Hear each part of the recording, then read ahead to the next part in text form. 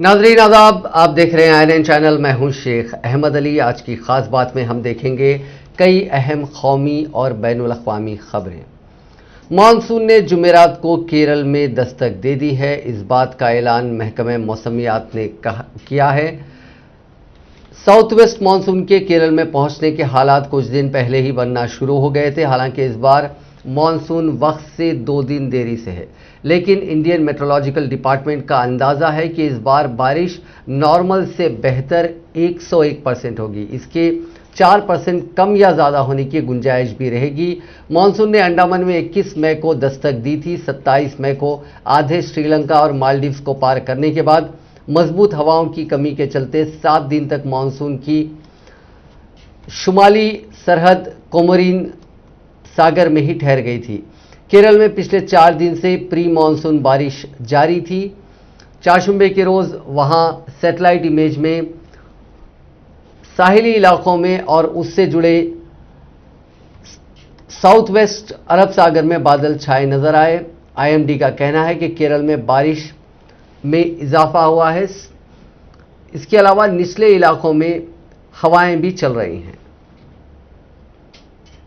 अलीगढ़ में जहरीली शराब का कहर कम होता दिखाई नहीं दे रहा है। एक बार फिर यहां जहरीली शराब पीने से चारशुम्बे देर रात 20 लोगों की हालत खराब हो गई। इसमें शोहर बीवी समेत 4 लोगों ने जुमेरात की सुबह दम तोड़ दिया। मरने वालों में 2 खवातीन और 2 मर्द हैं। मरने वाले सभी मजदूर बिहार के रहने वाले बताए जा रहे हैं। बाकी मजदूरों की हालत भी तशवीशनाक बताई जा रही है। जिले में अब तक जहरीली शराब पीने से 99 लोग जान गंवा चुके हैं। पुलिस का दावा है कि इन सभी मजदूरों ने थाना जवा के परथाला गांव की एक नहर में पड़ी पेटियों से निकालकर शराब पी थी। इस नहर से सबसे बड़ी तादाद में जहरीली शराब की पेटियां बरामद की गई थी। पुलिस ने बताया कि मजदूरों को इलाज के लिए JN मेडिकल कॉलेज भेजा गया था। हालांकि मकामी लोगों का इल्जाम है कि अभी भी सरकारी शराब के ठेकों पर देसी शराब के पुराने स्टॉक ही बेचे जा रहे हैं। SP सिटी कुलदीप सिंह ने बताया कि जहरीली शराब वाकये के बाद से पुलिस और इंतजामिया की टीमें लगातार अलग अलग इलाकों में छापेमारी कर रही हैं। इससे डरकर लोग जो जहरीली शराब की पेटियां अलग अलग जगहों पर फेंक रहे हैं। ये नहर में मिली शराब भी उसी का नतीजा है।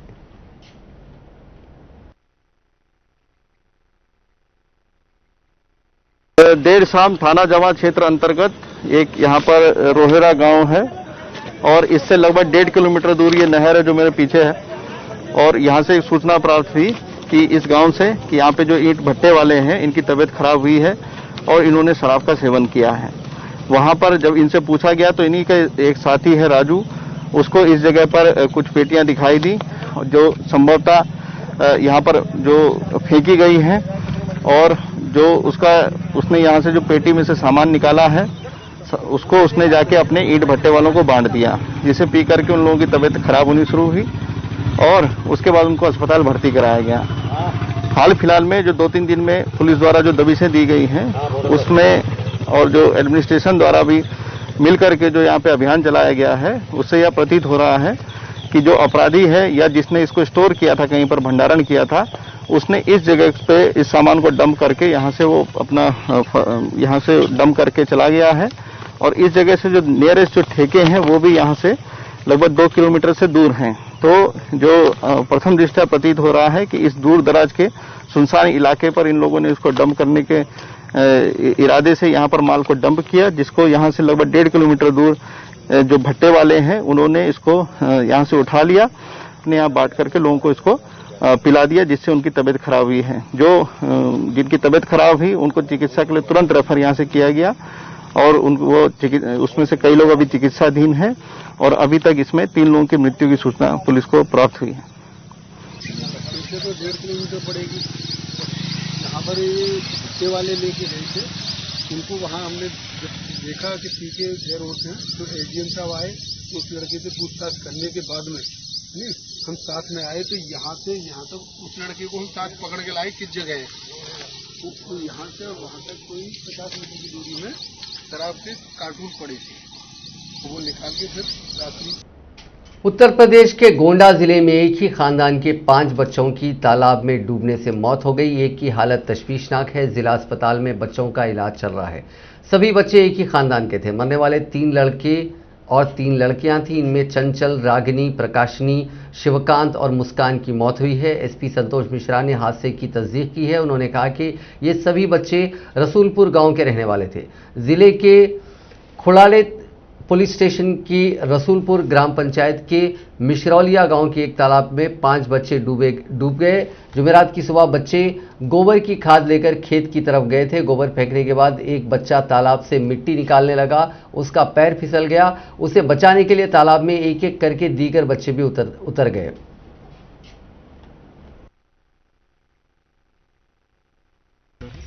जनपद गोंडा में थाना खुड़ारे अंतर्गत मिश्रौली गांव है, वहां पे सूचना प्राप्त हुई थी 5 बच्चों की तालाब में डूबने की। इस सूचना पे तत्काल जो पुलिस है वो मौके पे पहुंची और वहां पे गांव वालों की मदद से राहत कार्य वहां पे शुरू किया गया। लेकिन बच्चों को जब तालाब से निकाला गया है तो सभी की मृत्यु हो चुकी थी। उसके बाद मेरे द्वारा एवं जिलाधिकारी महोदय के द्वारा गाँव का मैं पहुँचा गया और वहाँ पे उनके परिजनों से वार्ता की गई, सारी स्थिति को समझा गया और जो भी उनकी मदद है वो करने का पूरा आश्वासन दिया गया और साथ ही साथ अन्य जो वैधानिक कार्रवाई है वो भी इसमें कराई जा रही है। कानून व्यवस्था की स्थिति सामान्य है। दुखद ये घटना है और जो भी सहायता प्रशासन पुलिस के द्वारा होगी वो पूरी की जाएगी। इसमें जितने बच्चे जिनकी दुखद मृत्यु हुई है वो अराउंड 10 ईयर्स के एज है, 8 से लेकर 12 साल तक की उम्र है और सभी के जो परिजन हैं उनसे वार्ता करके जो भी आगे जो सहायता है वो प्रदान करने का पूरा भरोसा है। ये बच्चे कई परिवार से हैं या कई परिवार से? ये पूरा सुप्रीम कोर्ट ने सीनियर सहाफी विनोद दुआ के खिलाफ चल रहे मुल्क से गद्दारी के मुकदमे को मनसूख कर दिया है। सुप्रीम कोर्ट ने कहा कि 1962 का हुक्म हर सहाफी को इस तरह के इल्जाम से महफूज रखता है। गौरतलब है कि विनोद दुआ के दिल्ली फसादात पर मबनी एक शो के बाद बीजेपी के एक रहनुमा ने हिमाचल प्रदेश में उनके खिलाफ शिकायत दर्ज कराई थी, जिसकी बुनियाद पर पुलिस ने गद्दारी के इल्जाम में मुकदमा दर्ज कर लिया था। एफआईआर में विनोद दुआ पर फर्जी खबरें फैलाने, लोगों को उकसाने, हतक आमेज मवाद नशर करने का इल्जाम आयद किया गया था। सीनियर सहाफी विनोद दुआ ने इस एफआईआर के खिलाफ सुप्रीम कोर्ट से रुजू किया था, जिस पर जुमेरात के रोज फैसला सुनाते हुए मुकदमे की कार्रवाई और एफआईआर को मनसूख कर दिया गया। ताहम अदालत ने दुआ की दरखास्त को मुस्तरद कर दिया, जिसमें उन्होंने दरखास्त की थी कि 10 साल के तजुर्बे वाले किसी भी सहाफ़ी के खिलाफ एफआईआर उस वक्त तक दर्ज नहीं की जानी चाहिए जब तक कि ये किसी हाईकोर्ट के जज की सरबराही में तश्कील शुदा पैनल उसको मंजूरी फराहम नहीं कर दे। अदालत ने कहा कि यह मुकर्ररा के दायरे इख्तियार पर तजावुजात के मुतरादिफ है। सुप्रीम कोर्ट ने एक अहम फैसले का हवाला देते हुए कहा कि हर सहाफ़ी ऐसे इल्जामात से महफूज है। अदालत ने कहा कि हर सहाफ़ी को मुल्क से गद्दारी के मामले में केदारनाथ केस के फैसले के तहत तहफ़्फ़ुज़ हासिल करने का हक है। 1962 के सुप्रीम कोर्ट के फैसले में कहा गया कि हुकूमत की तरफ से उठाए गए इक़दाम पर सख्त अल्फाज में इख्तिलाफ राय मुल्क से गद्दारी नहीं है। ख्याल रहे कि गुज़िश्ता साल 20 जुलाई को अदालत ने विनोद दुआ को किसी भी मुजरिमाना कार्रवाई के खिलाफ तहफ़्फ़ुज़ में ताहुक्म सानी तौसी कर दी थी। उससे कबल अदालत ने कहा था कि विनोद दुआ को इस मामले के ताल्लुक से हिमाचल प्रदेश पुलिस की जानिब से पूछे गए किसी मज़ीद ज़िमनी सवाल का जवाब देने की ज़रूरत नहीं है। बीजेपी रहनुमा शाम ने पिछले साल मई के महीने में शिमला ज़िले के कुमारसेन पुलिस स्टेशन में मुल्क से गद्दारी, अवामी तौर पर फसाद पैदा करने, हतक आमेज मवाद शाये करने के इल्ज़ाम पर ताज़ीरात हिंद की मुख्तलिफ दफ़ात के तहत एफआईआर दर्ज की थी और सहाफ़ी से तहकीकात में शामिल होने को कहा गया था। शाम ने इल्ज़ाम लगाया था कि दुआ ने अपने यूट्यूब प्रोग्राम में वज़ीर आज़म के खिलाफ कुछ इल्ज़ामात आयद किए हैं। वज़ीर आज़म नरेंद्र मोदी ने आज अचानक हैरत अंगेज़ कदम उठाते हुए वज़ारत तालीम की जानिब से मुनक़िद किए गए वीडियो कॉन्फ्रेंस में शिरकत की। इस वीडियो कॉन्फ्रेंस में CBSE तुलबा के साथ एक सेशन किया गया था। उन्होंने इजलास के दौरान तुलबा और उनके वालिदैन के साथ बातचीत भी की और तुलबा और उनके वालिदैन के मुद्दों और उनके मुख्तलिफ इश्यूज़ पर उनके साथ बातचीत की। वाज़ेह है कि CBSE की 12वीं के इम्तिहानात को रद्द कर दिया गया है, जिसकी वजह से काफ़ी तुलबा और उनके माँ बाप बच्चों के मुस्तकबिल को लेकर काफ़ी फिक्रमंद हैं।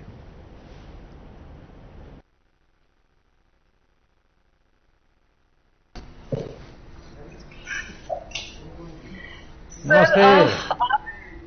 सर आपने ज्वाइन नमस्ते सर। नमस्ते सर। मैंने आप सबको डिस्टर्ब नहीं किया ना, आप बड़ी मजे की बातें कर रहे थे, ऑनलाइन कैलोरी बर्न कर रहे थे आप लोग। सर नमस्कार सर, और आप आ गए सर, आपने हमको ज्वाइन किया सर, उसके लिए बहुत बहुत शुक्रिया सर।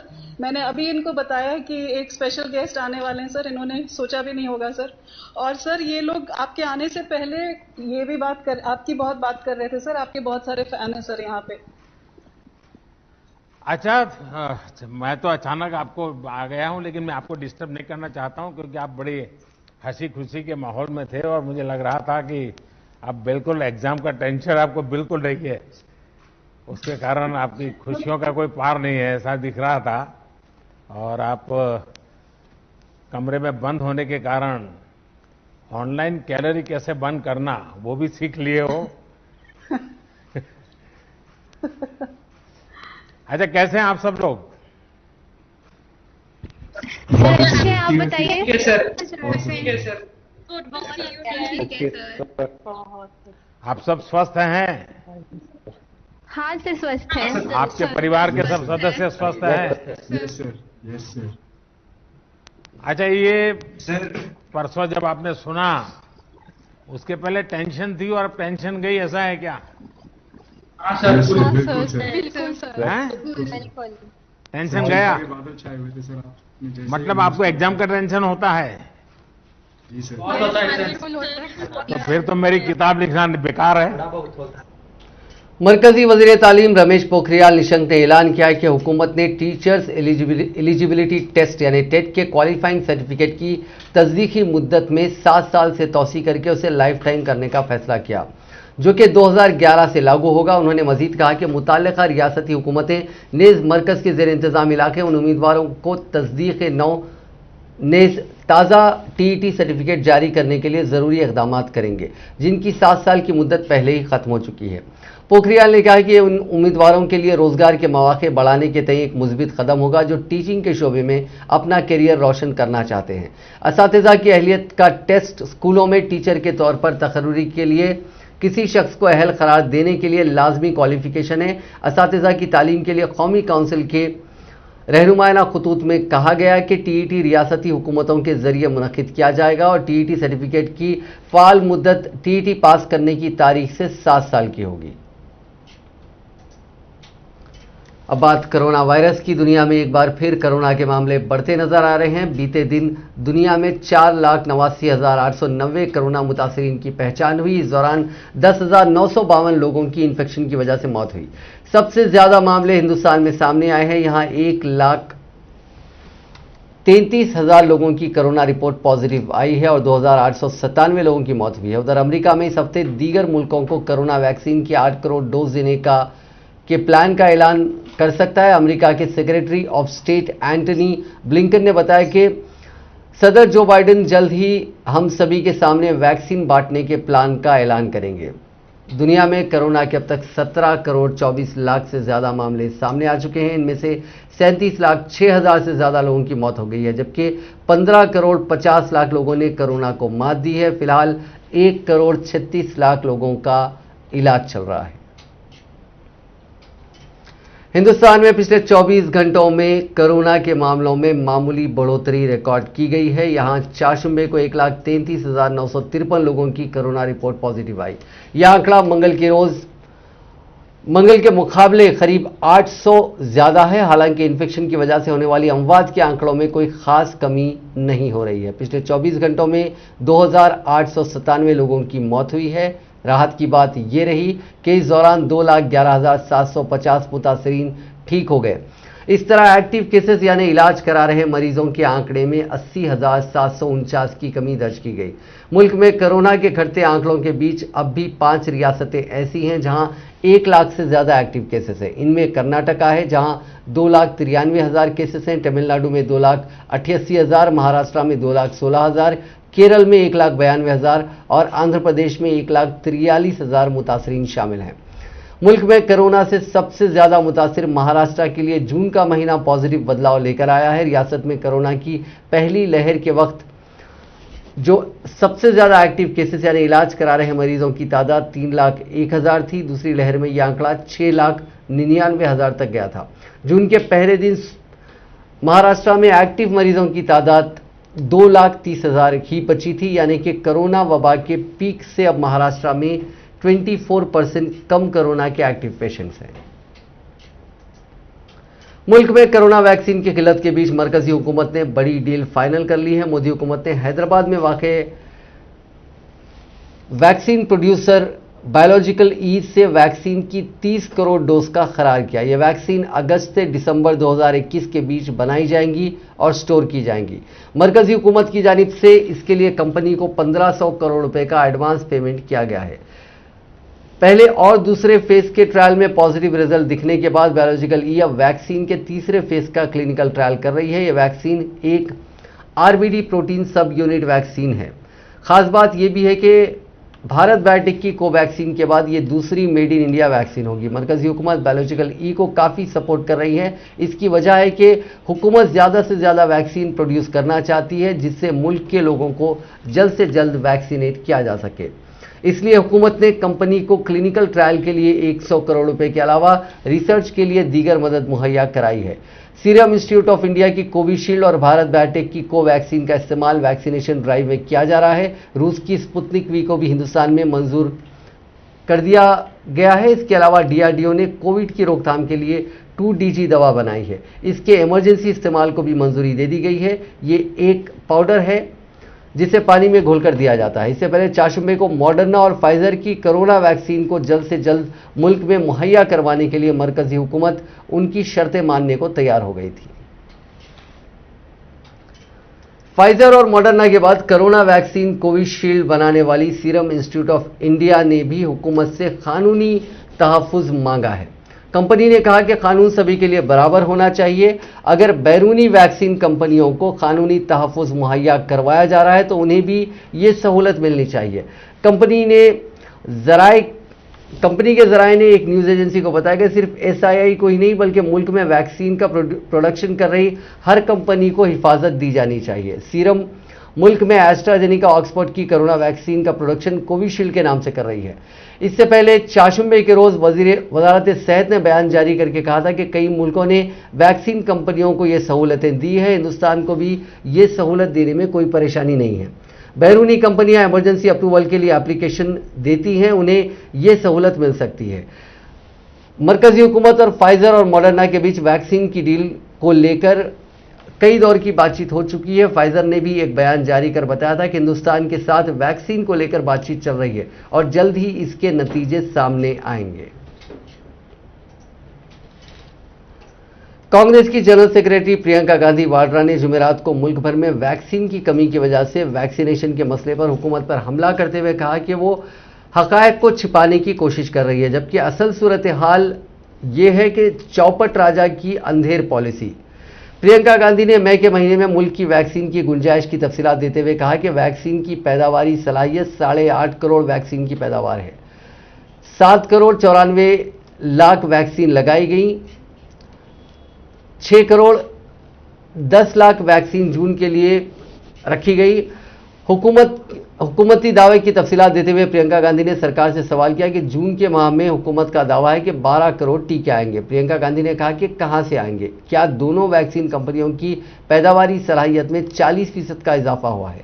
वैक्सीन का बजट 35,000 करोड़ कहां खर्च हुआ? हिंदुस्तान में कोरोना का कहर जारी है। कोरोना की दूसरी लहर ने हिंदुस्तानी मईशत को कुछ ज्यादा ही नुकसान पहुंचाया है और बेरोजगारी में भी जबरदस्त इजाफा कर दिया है। लोगों के सामने रोजी रोटी का मसला खड़ा हो गया है। कांग्रेस लीडर राहुल गांधी ने इस सिलसिले में मोदी हुकूमत को तनकीद का निशाना बनाया है। उन्होंने एक ट्वीट किया जिसमें लिखा कि अब की बार करोड़ों बेरोजगार, कौन जिम्मेदार? सिर्फ और सिर्फ मोदी सरकार। वाज़ेह रहे कि centre for monitoring Indian economy यानी CMI की रिपोर्ट के मुताबिक कोविड-19 की दूसरी लहर की वजह से तकरीबन 1 करोड़ से ज़ायद लोगों को मुलाजिमत से हाथ धोना पड़ा है। रिपोर्ट में यह भी बताया गया कि शरह बेरोजगारी मई में 12% रही, जबकि अप्रैल में यह 8% थी। वैसे बेरोजगारी को लेकर राहुल गांधी ने 1 जून को भी एक ट्वीट किया था जिसमें लिखा था कि वज़ीर आज़म के लिए शर्म के 2 इशूज़ हैं। पहला, कम से कम जीडीपी और दूसरा है ज्यादा से ज्यादा बेरोजगारी। ऑल इंडिया कांग्रेस कमेटी ने आज तंजीम में कई सतह पर तब्दीलियां की, जिनमें सबसे बड़ी तब्दीली यह रही कि इमरान प्रतापगढ़ी को अक़लियती डिपार्टमेंट का चेयरमैन बना दिया गया। यह खबर आज कांग्रेस ने बजरिए प्रेस रिलीज दी है, जिसमें बताया गया कि कांग्रेस सदर सोनिया गांधी ने इमरान प्रतापगढ़ी को फौरी असर से एआईसीसी अक़लियती डिपार्टमेंट का चेयरमैन मुकर्रर किया है। अब तक ये जिम्मेदारी नदीम जावेद संभाल रहे थे और कांग्रेस ने उनकी कारगुजारियों की तारीफ भी की है।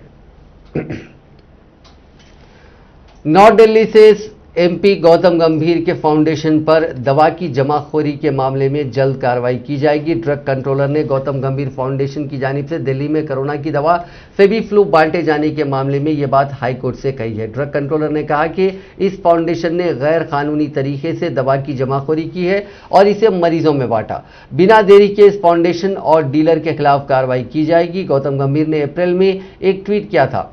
इसमें उन्होंने कहा था कि उनके ऑफिस से मरीज फेबीफ्लू दवा ले जा सकते हैं। मरीजों को अपने साथ डॉक्टर का पर्चा और आधार कार्ड लेकर आना होगा। गंभीर के अलावा आम आदमी पार्टी के एमएलए प्रीति तोमर और प्रवीण कुमार ने भी कोरोना की दवाओं और सिलेंडरों की खरीद की थी। ये उस वक्त किया गया जब मुल्क भर में इन दवाओं की किल्लत चल रही थी। इस मामले में दिल्ली हाईकोर्ट ने ड्रग कंट्रोलर को एक जांच का हुक्म दिया था। गौतम गंभीर ने कहा था कि उनकी फाउंडेशन को एक्टर अक्षय कुमार से 1 करोड़ रुपए का डोनेशन मिला है। इनसे वो कोरोना मरीजों की खिदमत करेंगे। जब हाईकोर्ट में मामला पहुंचा तो कोर्ट ने 2 चीजों पर नाराजगी जताई थी। पहले गंभीर को क्लीन चिट देने पर और दूसरा गौतम गंभीर के उस बयान पर जिसमें उन्होंने कहा था कि वो दोबारा ऐसा करेंगे और आखिरी सांस तक दिल्ली की खिदमत करेंगे। ड्रग कंट्रोलर ने अपनी जांच के बाद कहा था कि गंभीर फाउंडेशन ने 2349 फेबीफ्लू की स्ट्रिप्स खरीदी हैं।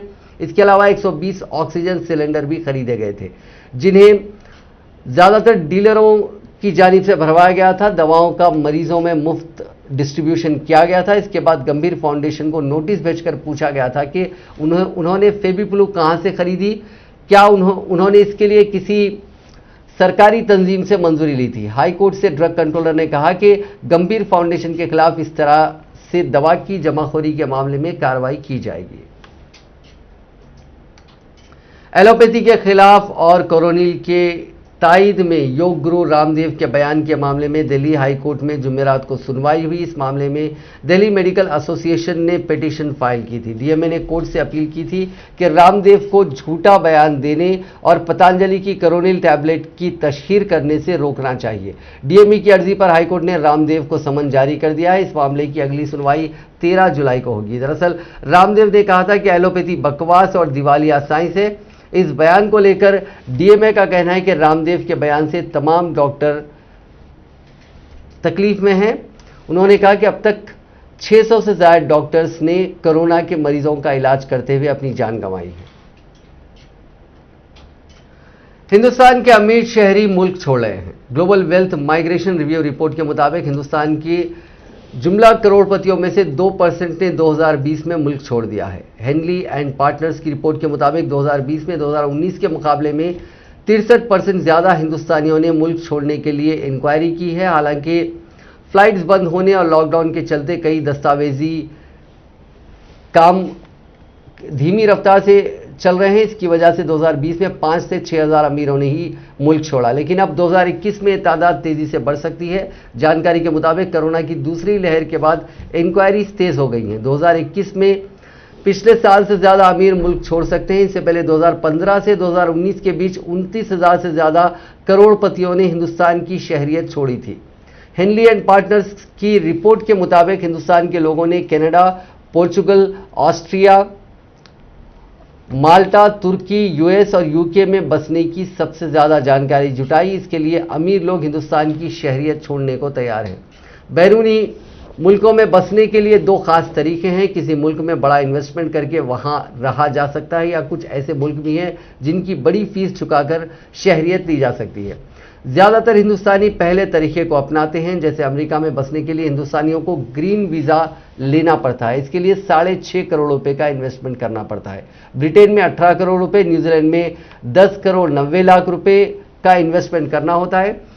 सेंट किट्स एंड नेविस और डोमिनिका जैसे कुछ कैरेबियन कंट्रीज में 72 लाख रुपए तक के इन्वेस्टमेंट पर शहरियत मिल जाती है।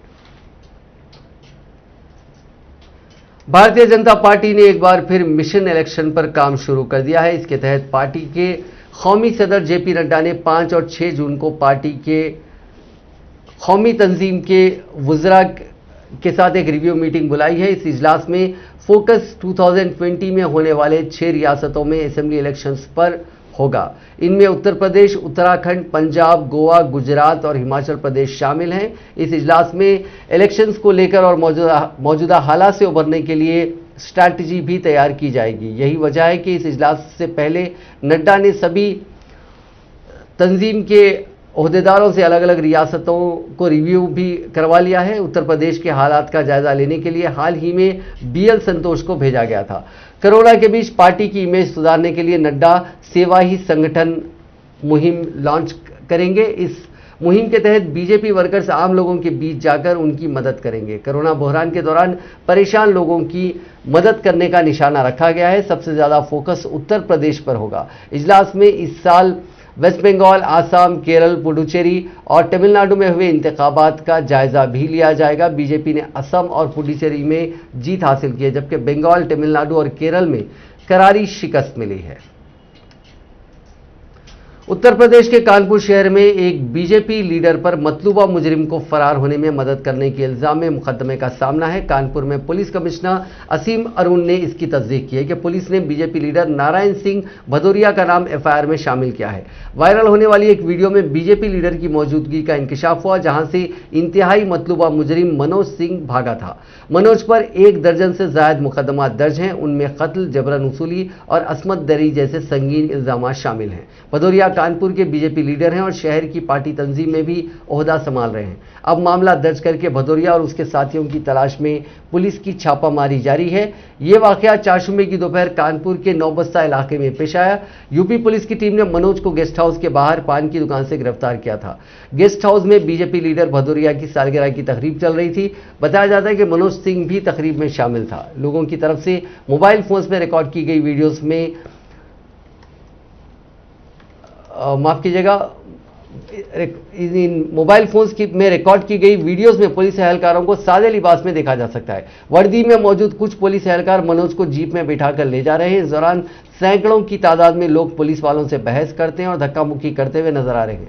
एक वीडियो में नजर आ रहा है कि पुलिस मनोज को जीप में ढकेलने में कामयाब हो जाती है। एक दूसरे जाविये से नजर आ रहा है कि पुलिस की जीप को लोगों ने घेरा हुआ है। अचानक भीड़ बिखर जाती है और लोग अतराफ में भागने लगते हैं। कुछ पुलिस एहलकार उनका ताक़ुब करते हुए भी नजर आ रहे हैं। पुलिस के मुताबिक इसी दौरान मनोज सिंह फरार हो जाता है। कानपुर की सीनियर पुलिस ऑफिसर रवीना त्यागी ने एक बयान में कहा कि वो मनोज सिंह को फरार करने में कामयाब रहे। हमने सख्त दफात के तहत मामला दर्ज किया है।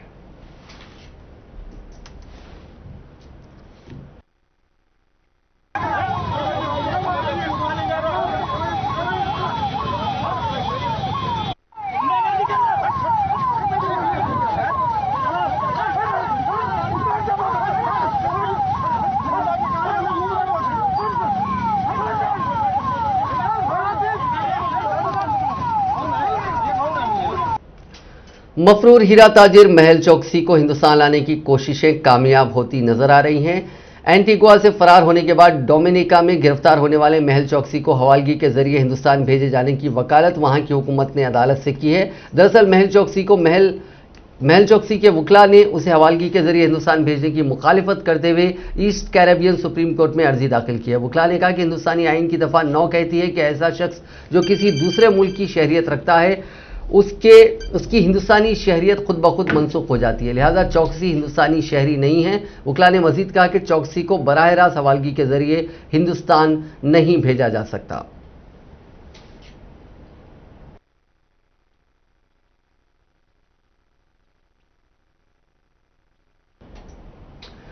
नाजरीन, आज की खास बात में बस इतना ही। आपसे कल मुलाकात होगी नई खबरों के साथ, नए एनालिसिस के साथ। फिलहाल दीजिए इजाजत। खुदा हाफिज।